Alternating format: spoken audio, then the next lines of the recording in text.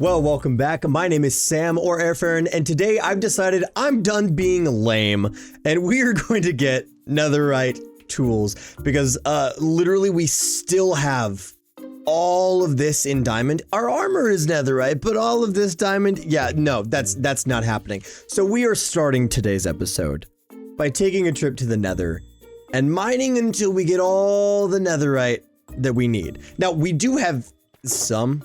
We've got 8 scraps, so that's 2 pieces of Netherite, so we're 2 out of the 5. But we need all 5. So we are gonna go until we find enough ancient debris to finally get all Netherite tools, because I'm so tired of these just breaking as quickly as they do. And I know that's silly. Diamond tools do not break very quickly, but wouldn't it just be a little bit cooler if they were Netherite? I mean, come on. So that's what we're gonna start, and then boy oh boy, do I have something up my sleeve today that I am so excited for. I found a farm using one of the new potions that seriously changes how slime farms work forever. So we're gonna build that today, and I'm so excited. I've been thinking about this farm just like nonstop. So if that all sounds good to you, let's go ahead and get started. Now, is having Netherite tools potentially a bad idea because I'm really bad at this game and die a lot? Maybe, but it would be fun. So we're just gonna jump on down to this big mine that we made oh so long ago. And instead of bed mining, we're just gonna continue on to this, I don't know, mess that I've started, and see what we can find in just a little bit of time. Considering we need 3 more sets for a full thing, we are gonna need 12 ancient debris. So let's get digging.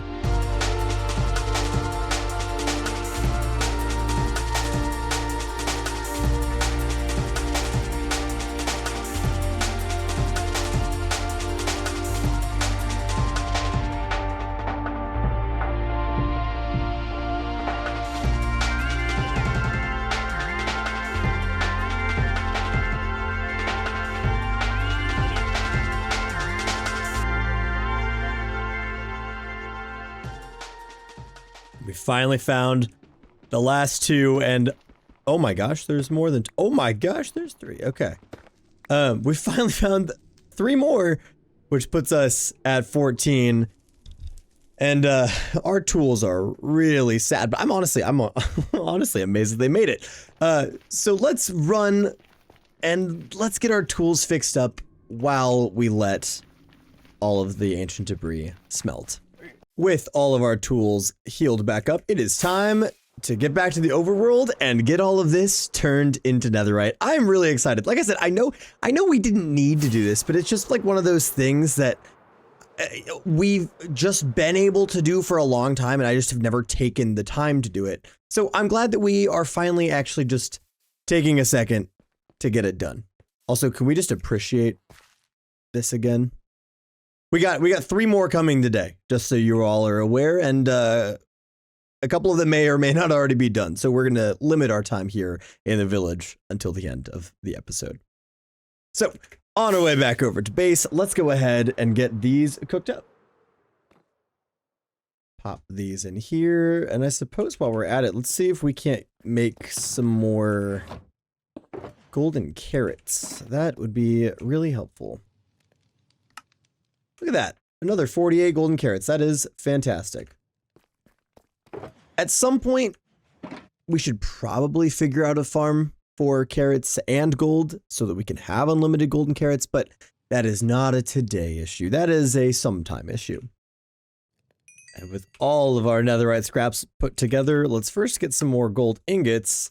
And we're gonna need more gold. Do we have any more gold? Oh my gosh. 1 second.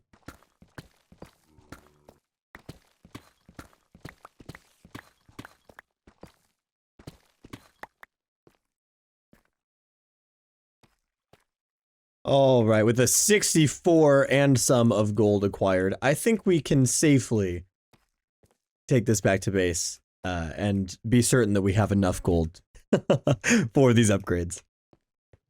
And now for the first time in 6 months. 6 months we've been on this world, by the way. Insane. Actually, we've been on this world for 7 months now. For the first time in 7 months, we can now turn all of our gear into netherite, which is so exciting.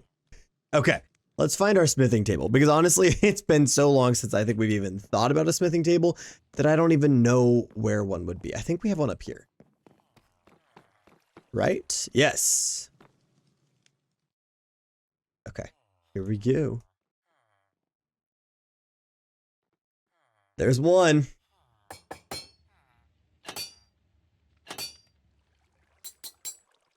And there is everything. Oh my goodness. We finally have everything tiered up to netherite. That is exciting.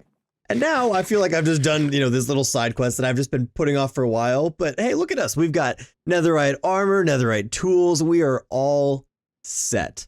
So with all of that done, it is time to explain the plan for the rest of today's episode. So I really want to do some farms with flying machines and things, but that requires a lot, and I mean a lot of slime, which we don't have, and we don't really have a swamp nearby, and I could look up the slime chunks, but I'm trying to avoid using chunk base or anything like that as much as possible. So what we are going to do is use the new oozing potions to create a slime farm. And I can almost guarantee you that one use of this slime farm is going to give us more slime than we're probably ever going to need. So we're making our way over here to the industrial area because I am going to attach the slime farm, of course, to this somewhere. And I'm kind of thinking I'll have it be at this level. So maybe we'll just do it on this side, or maybe as a continuation out this way. It's honestly a relatively small farm, and it works by utilizing snowmen, hitting them with oozing potions, and then having them die so they create the slimes. And then we, as the player, kill the slimes and get all of the drops.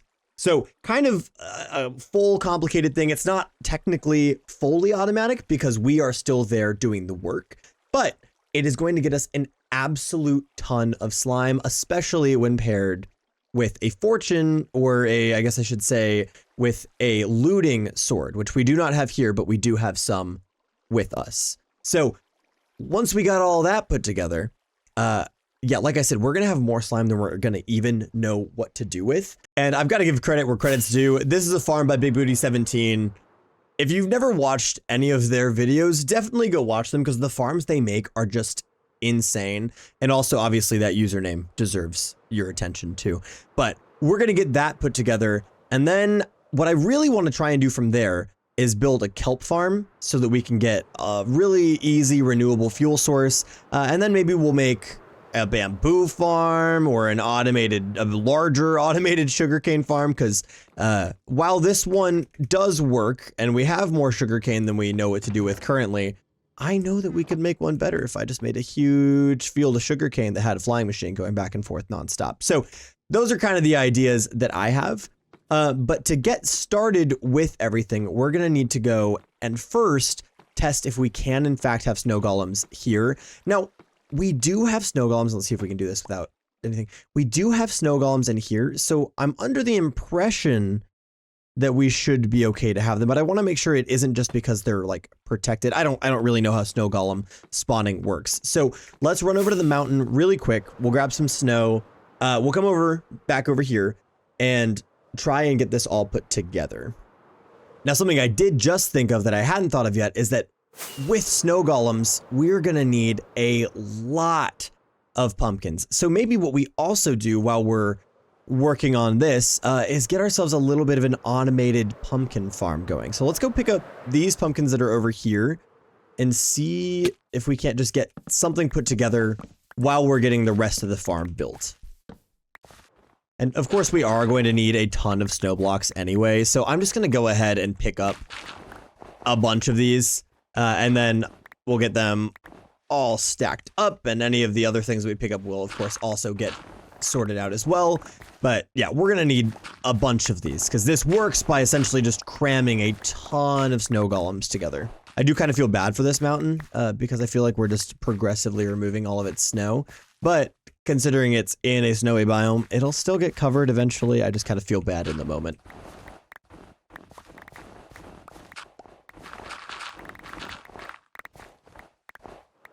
Perfect. Well, with 9 stacks of snow blocks and some in hand, I think we're going to be just fine.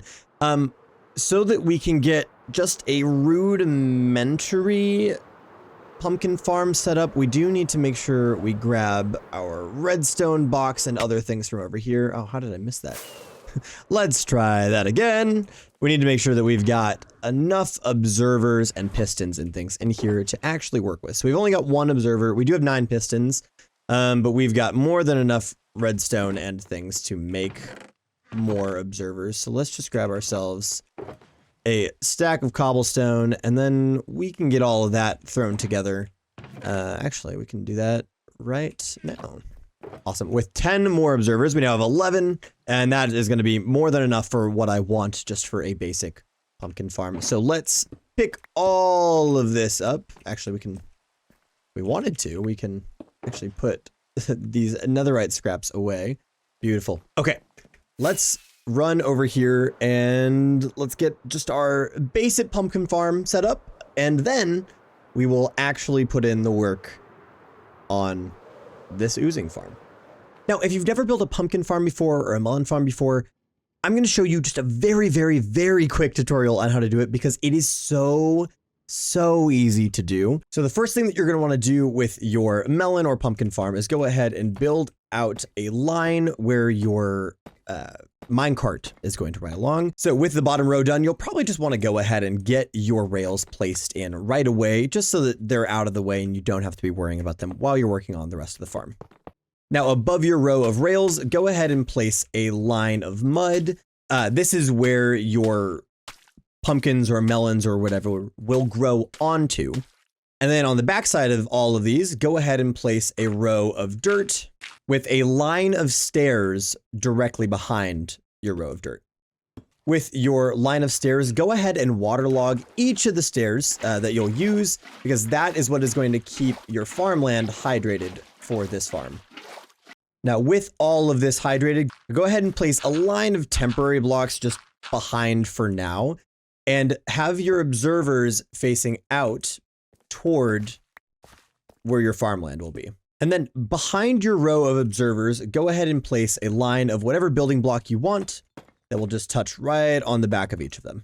Now before the next step, what we're going to do is go ahead and turn all of this into farmland and go ahead and plant in your pumpkin seeds as well. Now what's happening here is the observers are going to be watching these for growth, and then once they've grown, we are going to deploy some pistons directly over our heads right here that will push down on this and break all of these pumpkins. So what we need to do is get another line of blocks on top of all of these pistons, one more row, and then finally our pistons facing downward. Now, while pumpkins are not going to require any air above them, they are going to require light. So be sure to also just get a row of lights somewhere around your farm to make sure that it's all illuminated. Finally, drop in some glass and maybe a hopper minecart unloader, and your farm is good to go. Now, is this going to be the fastest pumpkin farm in the world? Absolutely not, but it's going to get us more than we need. And honestly, having this run for one night overnight is probably going to get us everything we need for the slime farm. So with this all handled and actually already starting to put out at least a few pumpkins, we have one that is sadly going to despawn over there. We can now turn our attention to the larger farm of today, the slime farm.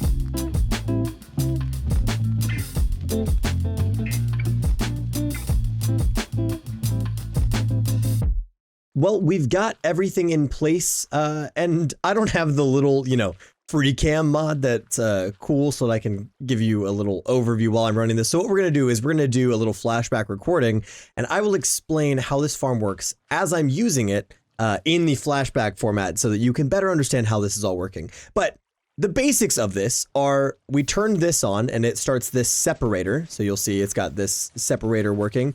We'll turn that on actually after we've got all of the snow golems in place. Now, we don't have a ton of pumpkins yet. Right now, we only have 36. So we'll get 36 of these guys in place. And then this button right here will hit them with a splash potion of oozing.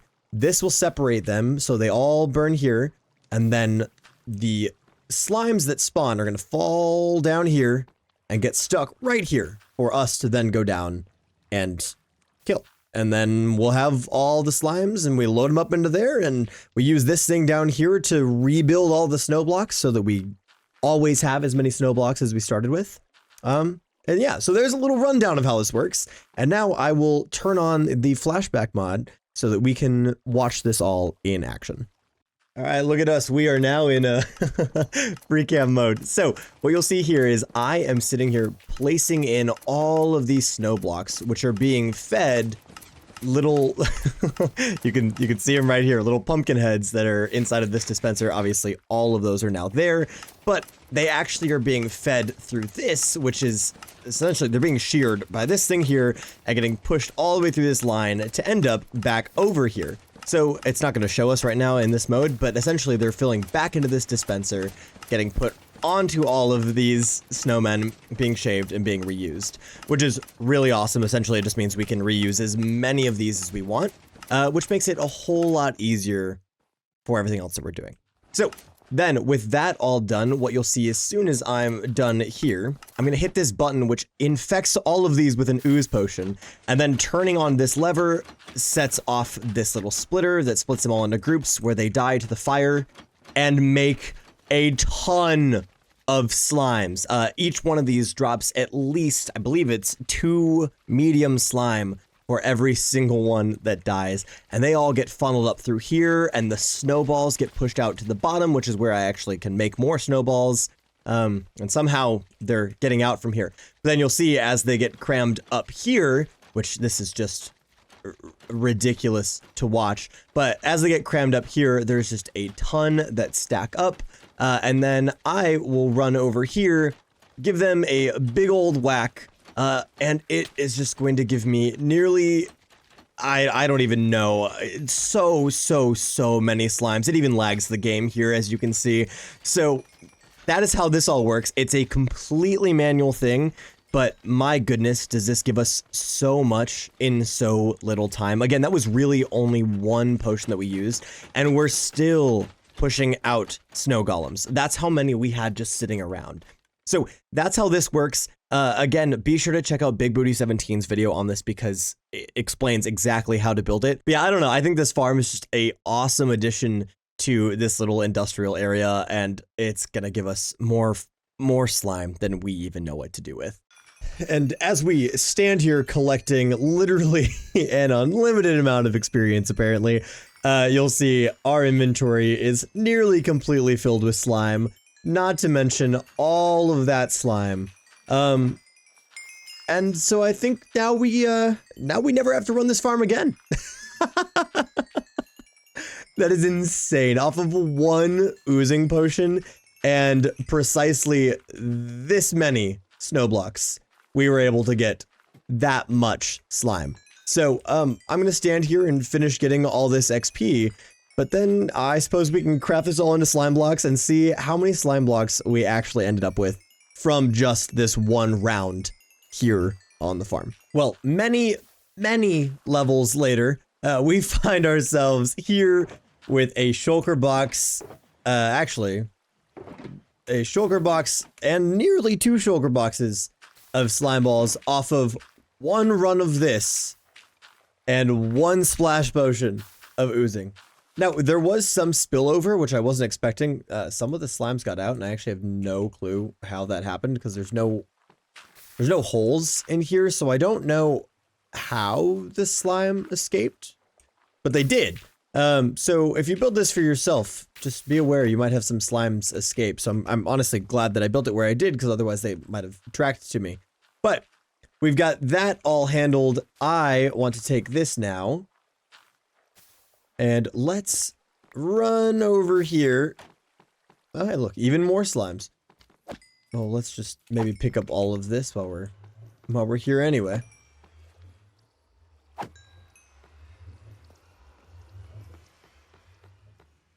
Now, how many slime blocks are we going to end up with? Of course, I've got just an inventory full of random things right now, but let's see. So with all of that accounted for, we come to just about 5.5 stacks of slime, which is awesome. And honestly, it actually makes me think we could run this a couple more times and try and get a full shulker of slime. That would be really, really cool. But just as a testament to how well that farm works, that's what we got off of hardly any snowmen in there, and a single splash potion of the 9 that we can have loaded at any given time. So I've got to say, this is an absolute success. I'm wondering if maybe the issue actually of why they're getting out is because maybe this needs to be like a block higher. Let's do this. We'll have this in place for next time just to see if that changes anything. But there we go. That is the slime farm. And that is the last little bit that I will do with this part of the episode. So let's go ahead and turn our attention now to the next 3 community builds that we got done today. The first house we'll look at today is the one built for MC Oda, who requested something on the lighter side, which I think technically you had asked for sandstone or birch. I did include some birch here and there, as you can see, but I really went on the lighter side with diorite because your request made me think of the fishing village. So I built you a small house, basically to the T of the same design, but here in the fishing village with so much greenery. And I don't know, I love the interior of this. I feel like it's just very alive. I don't know, I really, really love how this interior turned out, but you'll see it matches the same style of the fishing village and helps add just a little bit more to this whole space. It's got shutters of its own that match the rest, and obviously we're waiting on those to oxidize to match the rest of the buildings around here, but I thought your request just fit perfectly here, so I wanted to make sure it had its little place in the fishing village. So I hope you enjoy, and Oda, thank you so much for the request. I really appreciate it. Next up, we have the house built for Bambi, who requested a large house using cyan terracotta. And I gotta say, I've never used cyan terracotta in a build before, and I think I put it, and some detail blocks, as you can see with the tuff, in a very nice way to just kind of mix and match in with what I thought would be a really nice design. And I really, really struggled with coming up with something here, as I seriously have never used cyan terracotta before. So I actually spent some time in creative trying to come up with a design, and I landed on this that I absolutely adored. So entering into the house, you'll see we've got some bookshelves, a full kitchen with a very, very nice tall ceiling up to the upper level. And then off to the side here, we have a little bedroom just with some decorations here. I really tried to do a little bit more than I normally do for interiors in here, just because I feel like I've been kind of slacking on the interiors in these. And so I wanted to dedicate some time, as you saw in Oda's and in this one. And I think I did pretty good. I think there's some space left to fill, of course, but Bambi, thank you so much for your request and for giving me the challenge that is cyan terracotta. I really had never interacted with it before, so thank you. And if you would like to see any of the glazed cyan terracotta, let me know, because I actually have a place that I think I could add that in as well. So if that's what you meant, let me know, because I know exactly where to add it into the build that is already here. But anyway, thank you, Bambi, for the request. I had a whole lot of fun building this one. And finally, we come to the house built for my friend Zen, who requested both the medium house and the small house. So considering it's both of those, I thought, what if we just took a medium house and gave it a tower? So I put this together for Zen, obviously nice and inspired with the medium house, but I wanted to make sure it had this watchtower to really look out over the ocean and see ships coming in, and kind of to act as like the harbor master in a way. But it's got a bell to alert people of any issues, anything going on in town. And I thought this fit well, especially here next to the old watchtower. I felt like it made sense to have a new, better standing watchtower nearby. So I used nether brick here as the roof, and I really enjoyed it. I actually don't think I've ever built in the overworld with nether brick, and I really like how it turned out. You'll see I've got the shutters. We even have one closed here, just using some of the cherry wood. We got some mangrove mixed in, and then Zen also asked for dark oak, spruce, pale oak, cobblestone, and stone brick. So I made sure to incorporate all of it. We've got stripped dark oak here lining as the outline of the whole house. Obviously, pale oak is here, kind of framing the windows, and then spruce lines the inside to give support to the inner structure. So now that we're on the inside, you'll see a bedroom, just where we have most of the other bedrooms, and on this side, a whole bunch of storage where Zen could store any amount of weapons, armor, anything that they might need for their defense here at the top of the tower, which has a lovely view of the ocean and a lovely view of what is to come of the rest of this town. And that's what I got done today. And obviously, that is all the time that I have for today. Thank you so much for watching. And once again, thank you everybody for your suggestions for all these houses. I've had so much fun coming up with designs for all of these and figuring out how to incorporate them into the town, and I've just really loved it. So thank you so much. I'm so excited to get to the last couple that we have coming in the next couple of episodes. But thank you so much. And if you're new or find yourself coming back, consider subscribing. We'd love to have you here. If I haven't said it enough, thank you again. Take care. I'll see you soon.